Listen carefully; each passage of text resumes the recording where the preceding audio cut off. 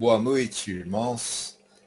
Nós estamos aqui novamente em mais uma escola do Alicerce Bíblico, onde o pastor Hélio estará dando continuidade no estudo sobre Jesus Cristo. É a terceira parte do estudo de Jesus Cristo, Filho do Homem, onde hoje o pastor Hélio estará tratando sobre a divindade de Cristo, exaltação e também a soberania de Cristo. Temos aprendido que Jesus Cristo, ele é 100% homem e 100% Deus.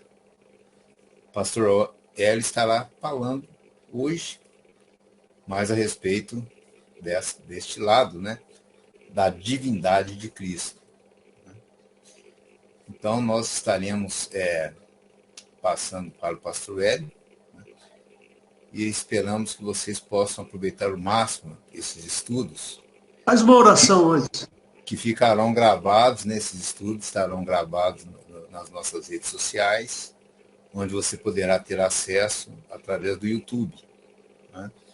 Então, nós vamos fazer uma oração, porque quando nós tratamos desses assuntos, necessário é que o Espírito Santo esteja aqui conosco, né? Nos dando o entendimento correto, né, daquilo que está na palavra de Deus, nos dando a interpretação que vem dele, né, do Espírito Santo. Então vamos nos colocar diante, né, de Jesus Cristo agora, em oração.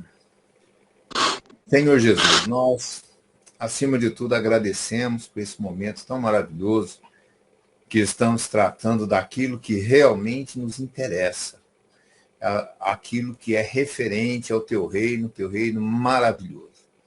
Coloco na tua presença a minha vida, a vida de todos esses que estarão ouvindo este estudo.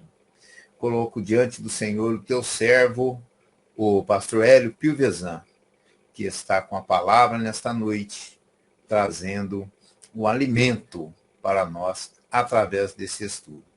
O objetivo nosso, Senhor, é conhecer ainda mais o teu Filho Jesus Cristo, chegar até as tuas profundezas, para que nós possamos estar alicerçados na verdade. Então, eu coloco na tua presença as nossas vidas, esta noite, este estudo, em nome do Senhor Jesus Cristo, nosso Salvador. A Ele toda a glória. Amém. Então, vamos passar para o pastor Hélio. Amém. Muito bem. Glória a Jesus, irmãos. Meu nome é Hélio Pilvezan. Eu sou pastor aqui desta igreja. E nós abrimos este culto que nós chamamos de Escola do Alicerce Bíblico. O objetivo dessa escola é trazer embasamento para que nós não sejamos enganados por filosofias ou doutrinas que não confessam a Jesus Cristo que veio como carne. Então nós já temos aí uma questão de talvez uns 15 estudos que nós temos feito sistematicamente sobre vários assuntos, assuntos da doutrina básica. E agora esse é o terceiro e de vários outros que nós vamos fazer ainda sobre a pessoa de Jesus Cristo. Quem é esta figura? Por que Jesus Cristo é essa figura tão importante dentro do cristianismo? E mais do que isso, nós precisamos entender muito bem a respeito da nossa fé. Nós não podemos acreditar em qualquer coisa. Os apóstolos já nos advertiram sobre isso. Para tomar cuidado com aquilo que nós cremos. Eles deixaram cartas, eles deixaram memorandos, eles deixaram escritos para que nós pudéssemos, vamos assim dizer, para que nós pudéssemos conhecer a nossa fé e saber exatamente como nós devemos crer. Lembra aquele versículo que está lá em Gálatas, lá no comecinho de Gálatas, né? Eu sempre faço referência a esse versículo porque, como é uma escola de doutrina, uma escola de alicerce bíblico, lá em Gálatas, com certeza você já conhece esse texto, e eu vou repetir ele aqui novamente para você, e vou mostrar. É Gálatas 1, verso 6. Se você estiver anotando, anota aí. Depois você faz uma meditação sobre. Eu quero que você medite sobre o que está escrito aqui. É muito importante. Ele fala assim: maravilho-me de que tão depressa passasseis daquele que vos chamou a graça de Cristo para outro evangelho, o qual não é outro, mas há alguns que vos inquietam e querem transtornar o evangelho de Cristo. Mas, ainda que nós mesmos, ou um anjo do céu, vos anuncie outro evangelho, além do que já vos tenho anunciado, seja anátema. Anátema é amaldiçoado. Assim, como já vos dissemos, agora de novo, também vos digo, se alguém vos anunciar outro evangelho, além do que já recebestes, seja anátema. Então, tá aí. A preocupação do apóstolo aqui nessa carta é que a gente creia corretamente, percebe? Eu não posso misturar fé com outros pensamentos, a fé cristã com outros pensamentos. Eu não posso pegar e ter aquela mente assim, todos os caminhos levam a Deus. Você já ouviu essa frase? Minha mãe falava isso. Aí quando eu lia lá em João 14, verso 6, eu sou o caminho, a verdade e a vida, ninguém vem ao Pai senão por mim. Lá fala que ele é o caminho, não é um caminho. Então, principalmente nessa época de pandemia, eu tenho me preocupado, como líder dessa igreja e pastor dessa igreja, tenho me preocupado muito em trazer o entendimento de quem é Jesus e como é que nós devemos crer em Cristo. Acertar a direção da nossa fé para o caminho correto. Aquilo que nós não compreendemos na Bíblia, aquilo que nós temos dúvida com relação à Bíblia, a gente espera que Deus uma hora venha nos revelar. Mas enquanto isso, nós vamos nos apegar naquilo que nós entendemos bem, naquilo que nós conhecemos bem a respeito de Jesus. A gente não pode esquecer que nós estamos numa época de pandemia, e a impressão que dá é que o mundo está caminhando cada vez mais para uma ruptura institucional em todos os níveis. E essa ruptura institucional em todos os níveis já tinha sido previsto por Cristo. Aliás, eu preguei isso no domingo passado, tem a pregação aí, você pode assistir se você quiser. O Senhor Jesus, em diversos momentos, lá em Mateus 24, 25, ele fala dessa ruptura institucional que iria acontecer. Em Apocalipse, fala de uma ruptura institucional que aconteceria com a vinda do anticristo. E tem um verso lá em Mateus que fala assim que se aqueles dias não fossem abreviados, até os escolhidos seriam enganados. Ora, a gente só é enganado. Eu gosto muito de analisar e avaliar o que está escrito. Quando ele fala assim de engano, a gente tem que lembrar que só é enganado alguém que não sabe nada a respeito daquilo que está sendo enganado. Vou dar um exemplo para você. Eu não entendo de carro. Eu confesso a vocês que eu sou um zero à esquerda com relação ao automóvel. Aí eu vou numa lojinha ali embaixo e falo assim, olha, eu queria comprar um carro, mas eu quero um carro bacana, num preço bom. Aí o cara vai lá e te vende um cabrito. Ou seja, eu fui enganado. Por quê? Porque eu não sei olhar se ele é um cabrito ou não. Se eu estou sendo passado para trás ou não. Agora, se antes eu me dedicar a estudar aquele assunto, automóvel, então eu vou chegar lá, eu vou olhar para aquele carro, porque eu já conheço, eu já sei, eu não vou ser enganado. Eu vou falar, você não vai vender isso aqui, né? Isso aqui é um cabritão danado, aqui, não quero esse trem não. né? E é assim que o anticristo vai proceder. O anticristo vai proceder no engano. Então, segue esse raciocínio comigo. Se eu não sei quem é Jesus Cristo, como eu vou diferenciá-lo do anticristo? Percebe? Eu posso ser enganado. Se eu não conheço o cristianismo, conhecer um pouquinho do cristianismo, a hora que vier uma filosofia aqui, eu vou acreditar. Por exemplo, você já viu um monte de cristão acreditando, por exemplo, no espiritismo. Interessante que espiritismo e cristianismo não dá liga. Não funciona, não é a mesma coisa. São coisas totalmente diferentes, embora tenha aparência de bondade. Entendeu? É isso que significa engano. E eu não quero que você se engane com relação a Jesus Cristo. Se você chegou aqui ouvindo essa pregação aqui pela primeira vez, se você veio pelas nossas mídias sociais, saiba que aqui a gente fala a verdade total, a gente não esconde.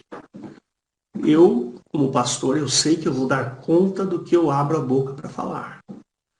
Então, no dia que eu tiver que dar conta, eu vou falar assim, eu avisei, eu ensinei, eu falei.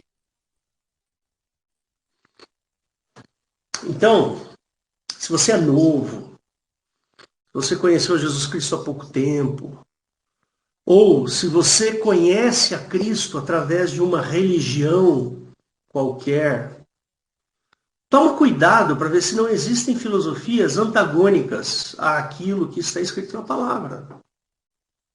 Nós precisamos tomar esse cuidado. Eu já vi muita gente achar, por exemplo, e eu sempre dou esses exemplos, né? O pessoal aqui da igreja já deve estar cansado de saber a respeito disso, né? Eu lembro que quando eu era criança, uma amiga, um amigo da minha mãe morreu e nós fomos naquele velório. E quando nós chegamos no velório, eu era pequeno, devia ter menos de 10 anos, né? E eu tinha uma irmã que é 2 anos mais velha que eu, né? Aí nós fomos no velório, porque lá no Paraná é assim, eles fazem o velório dentro da casa da pessoa. Talvez agora tenha mudado isso, mas naquela época, quando a pessoa morria, o serviço funerário era feito na casa, na sala da casa da pessoa. Talvez hoje não seja mais assim, mas antigamente era. E nós fomos na casa dessa pessoa que tinha morrido.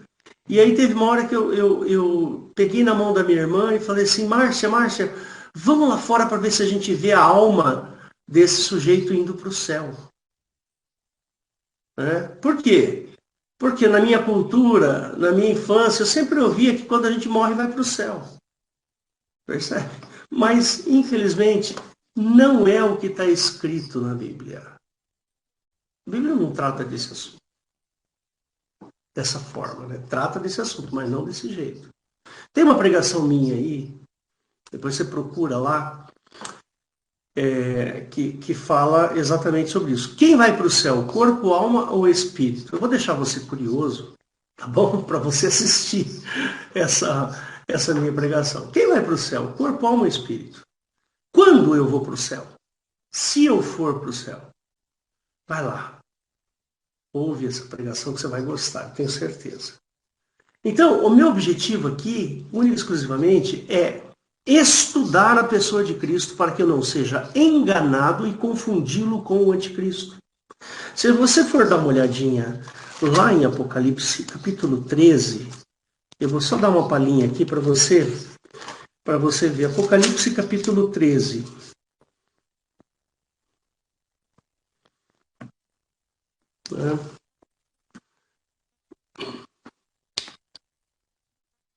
Do verso 11 em diante, ele fala assim, eu vi subir da terra outra besta que tinha 2 chifres semelhantes a um cordeiro e falava como o dragão. E exerce todo o poder da primeira besta na sua presença e faz da terra os que nela habitam adorarem a primeira besta, cuja chaga mortal fora curada. E faz grandes sinais, e de maneira que até fogo dos céus faz descer. Só um minutinho aqui. Até fogo dos céus faz descer, né? Me perdi aqui. Do céu à terra, à vista dos homens. E o verso 14, que é o que eu quero colocar aqui para você. O verso 14. E engana os que habitam na terra com sinais que lhe foi permitido que fizesse na presença da besta, dizendo aos que habitam na terra que fizessem uma imagem à besta que tinha a ferida da espada e vivia. Percebe? E engana. Essa palavra engano é uma palavra muito séria. Sabe, muito séria. Quando a gente é enganado, a gente é enganado por causa da nossa ignorância. Entendeu? A gente não é enganado naquilo que nós conhecemos. Tá certo? Vou dar outro exemplo para vocês. Eu sou um cara que eu sou da área de exatas. Eu fiz física, fiz mestrado em física nuclear. Então eu sempre gostei da área de ciências. Já fiz muita ciência e um monte de coisa, mas eu amo ficção científica, adoro ficção científica. Quando eu pego um filme de ficção científica para assistir, eu acho o máximo. Eu acho muito legal. Mas como diversão. Apenas como diversão. Eu não posso olhar para a ficção científica e achar que aquilo é possível acontecer. Vou dar um exemplo, né? Gravidade artificial nas naves da Star Wars. Isso não existe, gravidade artificial. Não vai existir. Percebe? Ah, mas e daqui no futuro e tal? Não. É um princípio físico. E princípios físicos a gente não... Por exemplo, se você pegar esse copo aqui e soltar, sabe onde ele vai parar? Vai parar no chão. Ah, mas daqui a 150 anos, 200, 300 anos, nós vamos inventar um jeito do copo não cair no chão. Não dá. Percebe? Não dá. Está na natureza, é um fato da natureza. Então quando eu vou assistir um filme de ficção, eu não sou enganado. Por quê? Porque eu entrei lá para assistir e me divertir. Eu não posso achar que aquilo é verdade. Se eu fosse um sujeito chato de ficar olhando cada vez, mas isso não é possível, mas aquilo não sei o quê, mas aquilo, perdeu a graça. Entendeu? Então, eu gosto de ver, eu leio ficção científica, Isaac Asimov eu gosto muito, sabe? Eu sempre li bastante. Eu sou um cara dessa área, entendeu? Mas eu não posso achar que um filme de Star Wars seja uma coisa possível. Uma das grandes verdades para quem gosta de Star Wars é aquele comecinho do filme, que ele fala assim: há muito, muito tempo, numa galáxia muito, muito distante, pronto, está satisfeita a brincadeira. Né? Então, quando a besta vier, porque ela virá, é fato, está na Bíblia isso. E nós sabemos que Jesus não mentiu. Jesus falou a verdade, ele falou que haveria um fim, haveria uma ressurreição, que haveria um final, um julgamento. Tudo isso a gente sabe pela Bíblia que vai acontecer. Isso é um fato. Está lá no futuro, eu não sei qual é a distância daqui até o momento que Jesus vai voltar. Mas ele vai. Ninguém sabe esse dia. Então essa distância aqui, ela existe, ela não é fictícia. Isso vai acontecer.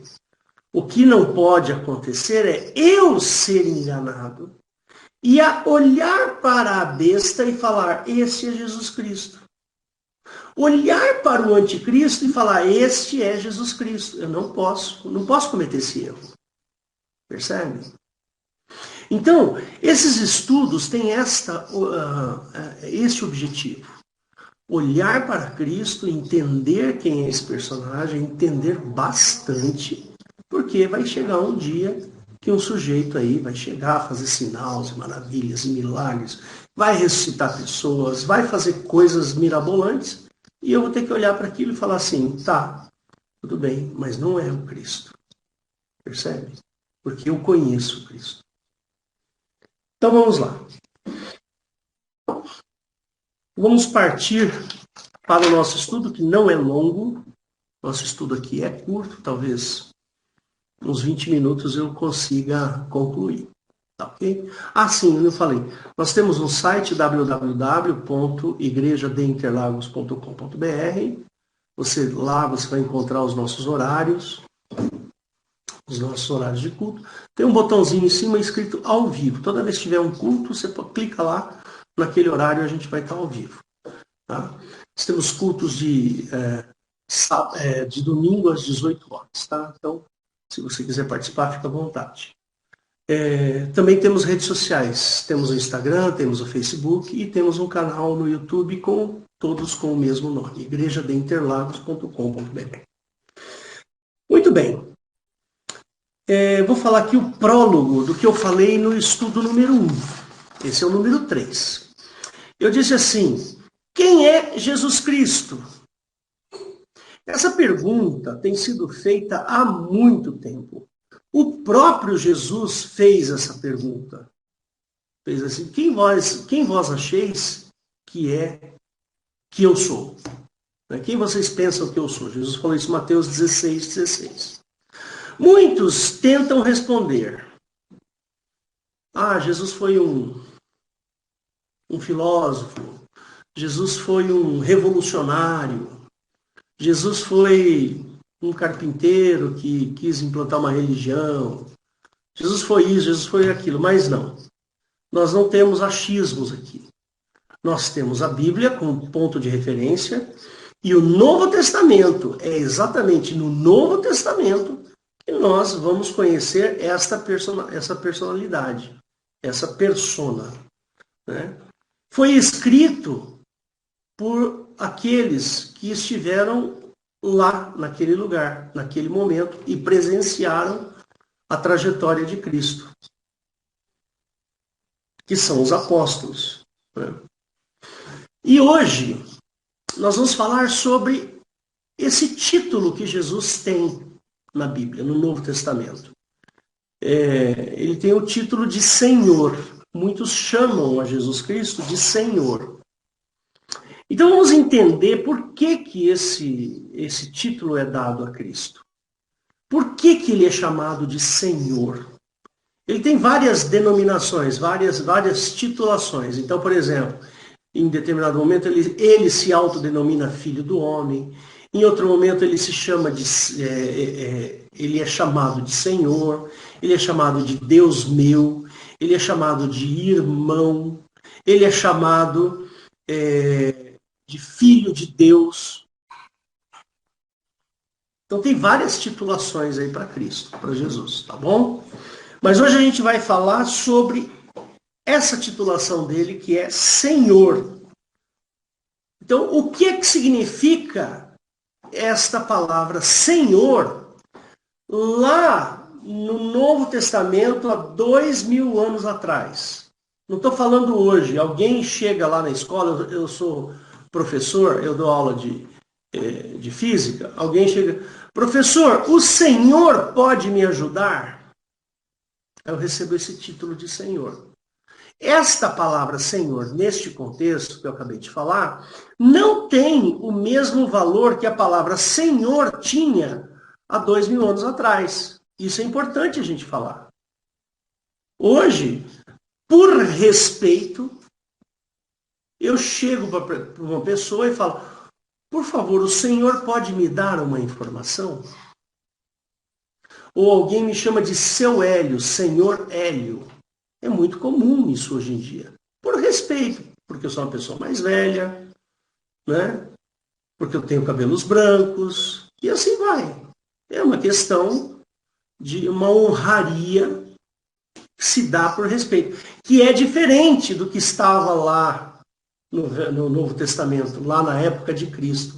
Lá na época de Cristo, a palavra Senhor não tem essa conotação de uma simples deferência.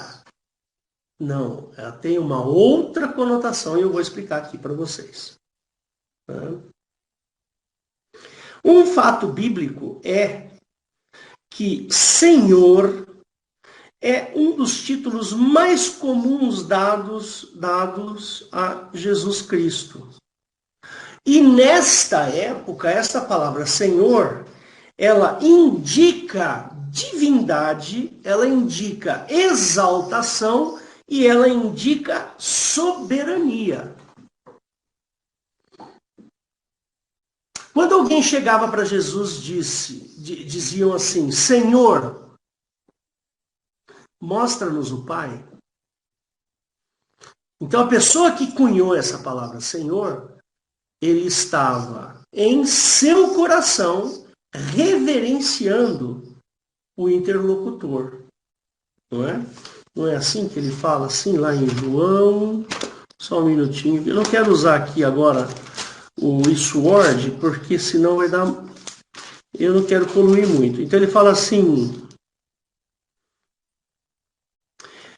João 14:5. Disse-lhe Tomé: Senhor, nós não sabemos para onde vais. Como podeis saber o caminho? Vou mostrar aqui para você ver esta deferência que Tomé...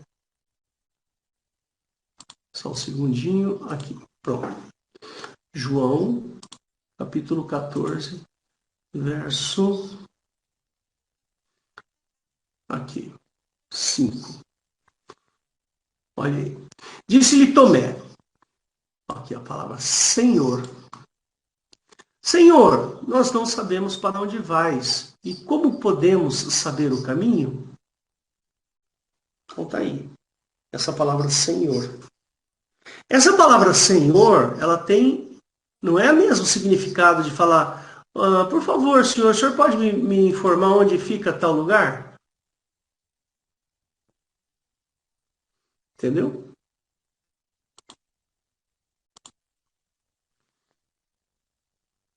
Não tem esse mesmo valor. E eu vou mostrar isso para vocês. A palavra Senhor, nesse contexto, no contexto bíblico do Velho e do Novo Testamento, é uma palavra utilizada somente para a divindade. Tá? Só quando tinha divindade. Então, por exemplo, Jeová era Senhor. Né? Ele era Senhor de Israel. Né? Muito bem. Esse título, Senhor, na cultura da época, era tido como divindade, tanto para gentios como para judeus. Todos eles achavam que a palavra Senhor era utilizada sempre para uma definição de divindade. Né? No grego, a palavra Senhor é kurios com K, que era equivalente à palavra Jeová no Velho Testamento. Então, se a gente for lá no Velho Testamento, por exemplo, Gênesis capítulo 2, vou mostrar aqui para vocês. Gênesis capítulo 2. Isso é até importante, se você está chegando agora, você ter esse conhecimento é importante, tá? Presta bem atenção. Dá uma olhada aqui, ó. Gênesis 2:4. Estas são as origens dos céus e da terra quando foram criadas, no dia em que o Senhor, Deus, fez a terra e os céus. Essa palavra Senhor, tá vendo que ela está toda com letra maiúscula? Diferente daquela que estava lá quando Tomé fala Senhor, ele fala de Senhor, mas aquele Senhor eu vou mostrar para você. Vou fazer um comparativo, um paralelo aqui, peraí. Dá para fazer paralelo aqui, né? Então, não dá, não é o que eu pensei. Ó, gente. Aqui, pronto. Vamos lá, só em João capítulo 14, verso 6. Tá vendo aqui, ó? Opa, errei. João 14, 6. Está aqui, ó. Senhor. Tá vendo que essa palavra Senhor, ela só tem o S maiúsculo. O ENOHOR minúsculo. Essa palavra no grego é kurios. Kurios.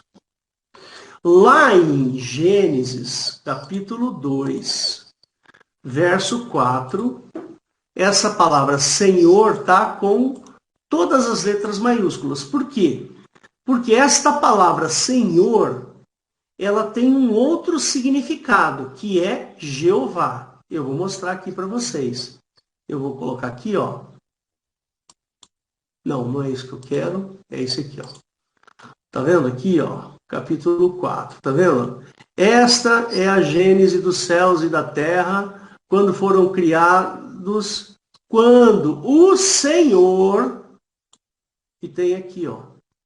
Esse H3068, provavelmente você não vai enxergar, porque é um pop-up. Esse H é uma referência a um dicionário chamado Strongs. Esse dicionário Strongs, ele pega todas as palavras que estão na Bíblia, no grego, e traduz palavra por palavra.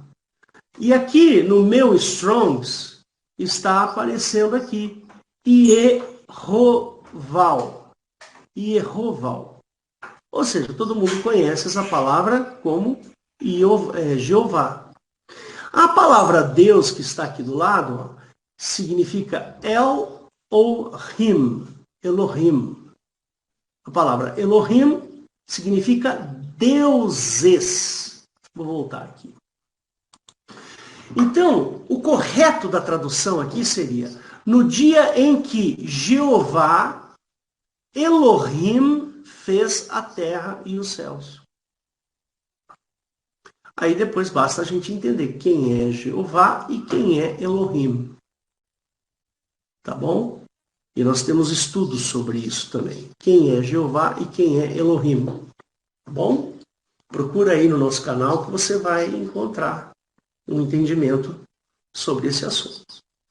Ou seja, a palavra Senhor no Velho Testamento tem o mesmo peso que aquele Senhor que Tomé fala: Senhor, nós não sabemos para onde vais. Como podemos saber o caminho? Então, o que a gente conclui é que essa palavra Senhor, ela tem um peso de divindade. Então, para os judeus, a palavra o Senhor Jesus, quando se usa a palavra o Senhor Jesus, ele está falando da divindade de Jesus. Ou tratando Jesus como uma divindade, como Deus. Esse é o peso correto dessa palavra Senhor. Tá bom? Isso era tanto para gentios daquela época como os judeus. E mais ainda pelos judeus. Quer ver que interessante? Quando o César, que era aquele imperador italiano, ou aquele líder italiano que estava naquela época, quando César reivindicava ou referia-se a si mesmo, tá? Peraí. Quando ele se referia a si mesmo como César é Senhor, os gentios e os cristãos da época entendiam que César estava reivindicando para si divindade. Percebe? Mais ou menos como está lá na China hoje. O líder chinês, ele é tido como um deus. Seria o Senhor, sei lá o nome dele lá, Xi Jinping. Muito bem. Então, os gentios e os cristãos, eles tinham uma certa dificuldade. Por quê? Porque eles entendiam que chamar César de Senhor era reconhecer a divindade de César. E eles não aceitavam a adoração a outros deuses. Eles eram monoteístas. Percebe? Então não dava, por exemplo, para você chamar César de Senhor César, ou César é Senhor. Mas Jesus, sim. Jesus era chamado de Senhor Jesus, ou Jesus é o Senhor. Por quê? Porque naquela época a palavra Senhor tinha essa conotação de divindade. E Jesus realmente foi feito Deus, né? Ok? Muito bem. Vamos falar sobre exaltação. Né? Na eternidade, Jesus recebe o título de Filho de Deus. Vamos ver isso daí? Vamos ver. Filho de Deus. Vou colocar aqui para vocês e vou compartilhar. Tá aqui. Vamos lá em Filipenses 2:9. Gente, eu não vou avaliar Filipenses ou o versículo inteiro. Só vou ficar preso aqui ao que eu estou estudando agora, tá? Filipenses 2, verso 9. Aqui. Por isso, também Deus o exaltou soberanamente e lhe deu um nome que é sobre todo o nome. Se a gente for colocar aqui também em Romanos, capítulo 1, você vai perceber isso aqui, ó. Aqui ele estava, Paulo, servo de Jesus Cristo, chamado para apóstolo separado para o Evangelho de Deus, o qual antes prometeu pelos seus profetas nas Santas Escrituras acerca de seu filho. Ó, né? O Evangelho de Deus acerca de seu filho, filho de Deus, que nasceu da descendência de Davi segundo a carne, declarado filho de Deus. Quando que ele é declarado filho de Deus? Segundo o Espírito de santificação, pela ressurreição dos mortos, Jesus Cristo, nosso Senhor. Jesus Cristo, ele é declarado no momento da ressurreição. Quando ele ressuscita, ele sai da condição de filho do homem e passa a ser filho de Deus. Tá bom? Por isso que a palavra Senhor, nosso Senhor, não é um senhor qualquer. Assim como, por exemplo, na época, no período colonial brasileiro, né? Quem era chamado de senhor no período colonial brasileiro eram os senhores do engenho. Por quê? Eles eram tidos como os donos do engenho. Os donos daquele latifúndio, daquela localização e daqueles escravos. Tanto é que a matriarca daquele lugar era chamada de Sinhá. Né? Sinhá significa senhora. É uma corruptela da palavra senhora. Então, existia o senhor do engenho e a mulher dele, que era a Sinhá, que era a senhora. Hoje já não tem mais essa conotação, não sei se você percebe isso. Né? Dá para perceber que hoje não se usa mais a palavra senhor e senhora como sendo os donos da terra. Não, simplesmente não se usa mais. Então a gente tem que levar em consideração isso aí para poder entender quem é Jesus.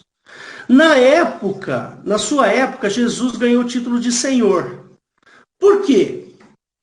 Como a gente acabou de ver em Romanos, porque ele morreu e ressuscitou. Está aí, ó. Ele é chamado de Filho de Deus e chamado de Senhor, nosso Senhor. Por quê? Porque ele morreu e ressuscitou. Ressurreição pressupõe vindo de quem morreu. Né? E com isto, por causa disto, por causa da morte e ressurreição, Jesus Cristo, ele é feito o Salvador de todos os homens. Então, neste contexto aqui, o Senhor que nós estamos colocando significa que ele é o nosso Senhor, ele é a nossa divindade, ele é a nossa expressão, ele é a nossa salvação. Por isso essa palavra aí. Você quer ver Atos 2:36? Vamos ver aqui Atos 2:36. Ele fala assim, olha, ele fala assim, saiba, pois, isso aqui é o discurso de Pedro, né? Pois com certeza toda a casa de Israel, que a este Jesus, a quem vós crucificastes, Deus o fez Senhor. Percebe? Atos 10:36, quer ver mais um outro versículo interessante? Lembrem-se que o Senhor aqui tem outra conotação, né? Ele fala assim: a palavra que ele enviou aos filhos de Israel, anunciando a paz por Jesus Cristo. Este é o Senhor de todos. E vamos lá para Romanos 14. Romanos 14, verso 9. Ele fala assim: porque foi para isto que morreu Cristo e ressurgiu, ou ressuscitou, e tornou a viver, ó lá, ressuscitou, para ser Senhor de quem? Tanto dos mortos como dos vivos. Percebe a exaltação nessa vamos dizer assim, nessa titulação que Jesus recebe? Jesus, ele é exaltado quando é chamado de Senhor. Percebe? Chamado de Senhor no contexto bíblico, hein? Não pode esquecer disso. O contexto bíblico é diferente do contexto de hoje. Jesus chegou a ser Senhor, tá bom? Vou fechar aqui para você me ver. Jesus, ele chegou a ser Senhor, ou seja, divindade, por merecimento. Por quê? Porque antes de Jesus nascer, ele já existia. E ele estava com Deus. E ele era Deus. Aí ele renuncia toda a sua herança. Jesus renuncia, ele sai do conforto ao lado do Pai, ele renuncia e assume a sua humanidade. Ele vem, nasce de mulher e passa a ser um humano. Ele, primeiro, renuncia à sua divindade. Aí ele vem para a Terra como humano, totalmente humano. Vou ler aqui para você. Jesus chegou a ser Senhor por merecimento, pois recusou a herança do Pai, sujeitou-se às humilhações e às limitações humanas, embora divino, tomou para si a natureza humana. Está em Efésios 2, 7 e 8. Quer ver? Efésios 2, 7 e 8. Só um segundo. Partilhar. Esse versículo é bem conhecido. Para mostrar aos séculos vindouros as abundantes riquezas da sua graça pela sua benignidade para conosco em Cristo Jesus. Porque pela graça sois salvos por meio da fé. Não, não é isso aqui, não. Eu errei. Será que é Colossenses? Vamos ver? Colossenses 2.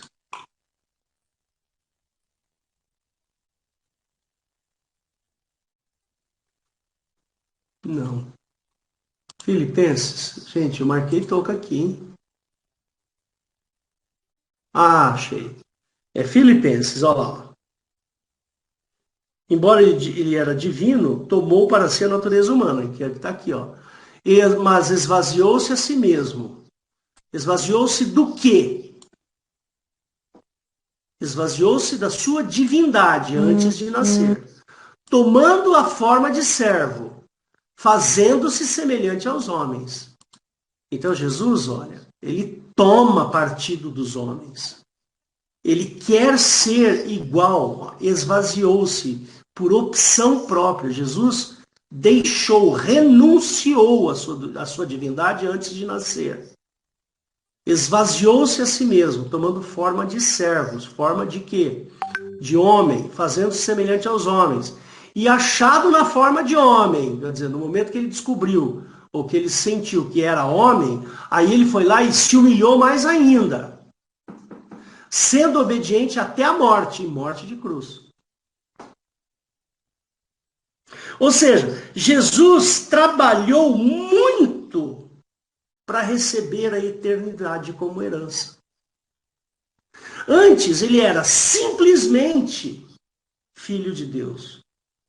Aí ele se humilha, se esvazia, obedece até a morte e morre na cruz.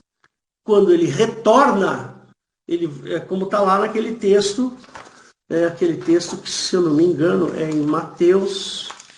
Deixa eu só ver aqui para te falar.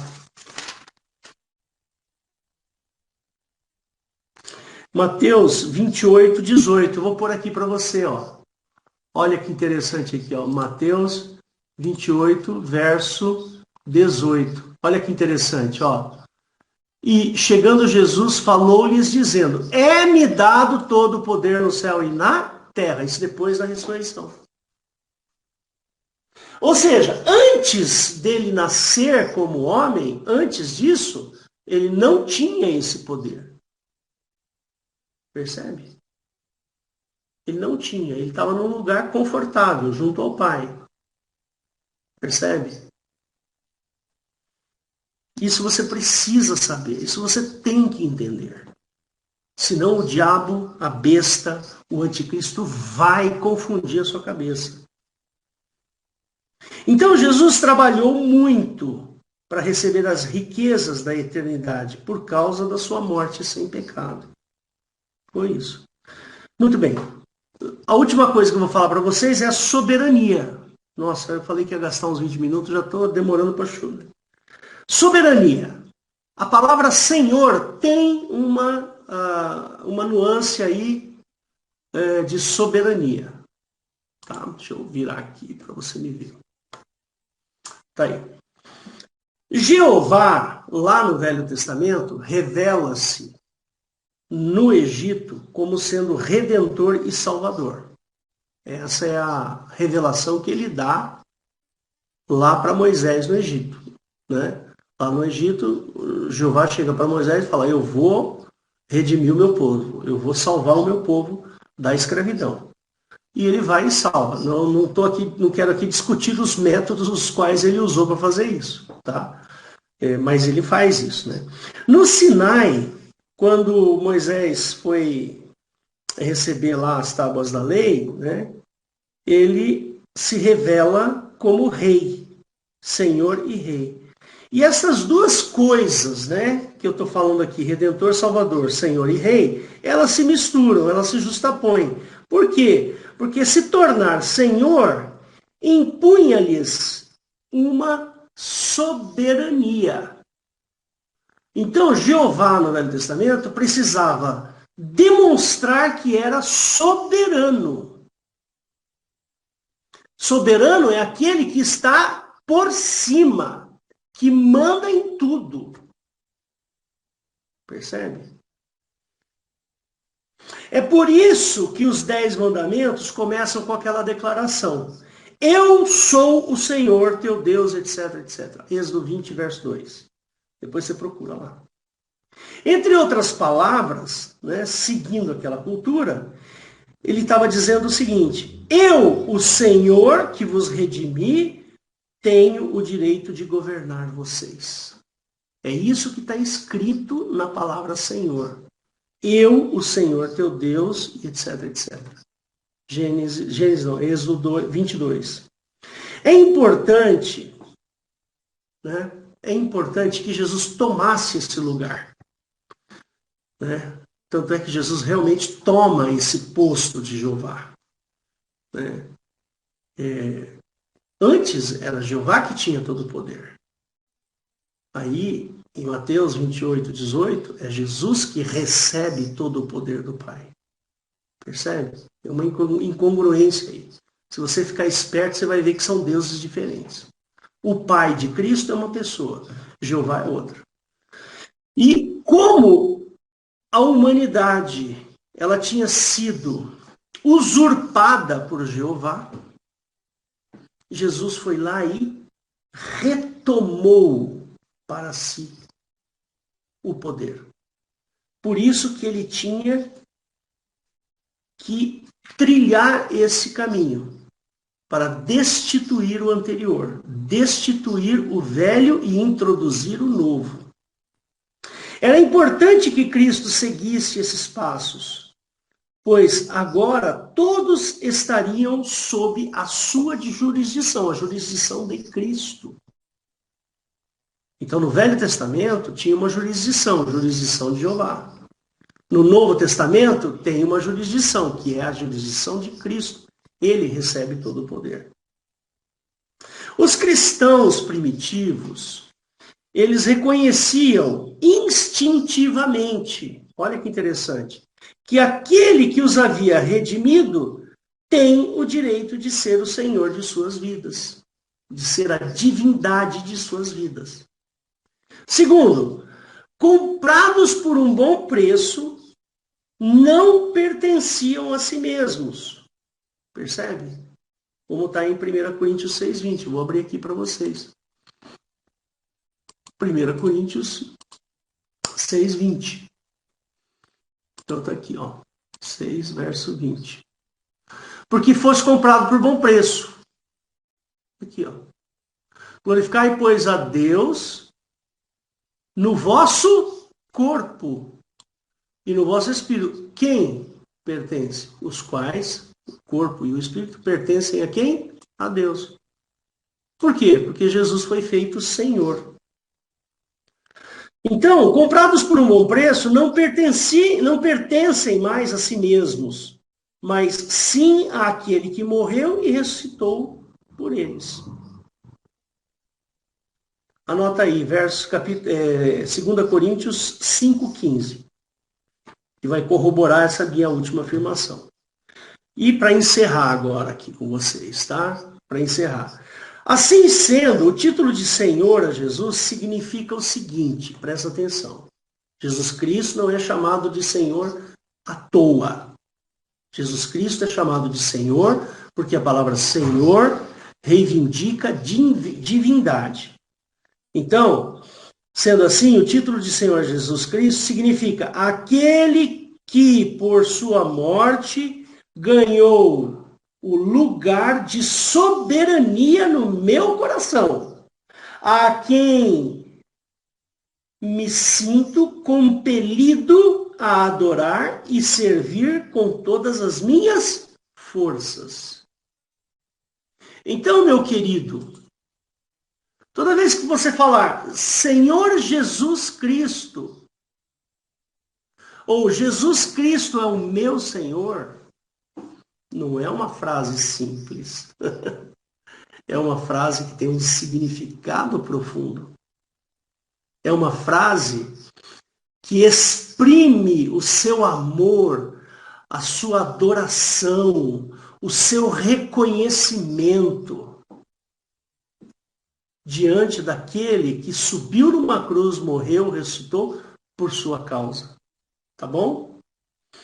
É isso que toda vez que você falar Senhor Jesus Cristo, você está lá no meio da oração, Senhor Jesus, abençoa fulano, abençoa. Ótimo, você usou a palavra Senhor? Então saiba que essa palavra Senhor tem um peso enorme naquilo que você está falando. Tá bom? Quero que você durma com essa. E que você saiba que toda vez que você pronunciar a palavra Senhor, você enaltece a obra de Cristo, que você eleva, que você dá significado para o amor de Cristo na sua vida. Então saiba que toda vez que sair essa palavra Senhor da sua boca, ela tem um peso muito grande. Amém? Deus abençoe. Você tem entendido bem essa pregação. Se tiver dúvida, entre em contato conosco. A gente terá o maior prazer em responder as suas dúvidas. Tá bom? Eu peço para o pastor Valdo assumir aqui temporariamente enquanto eu paro a gravação.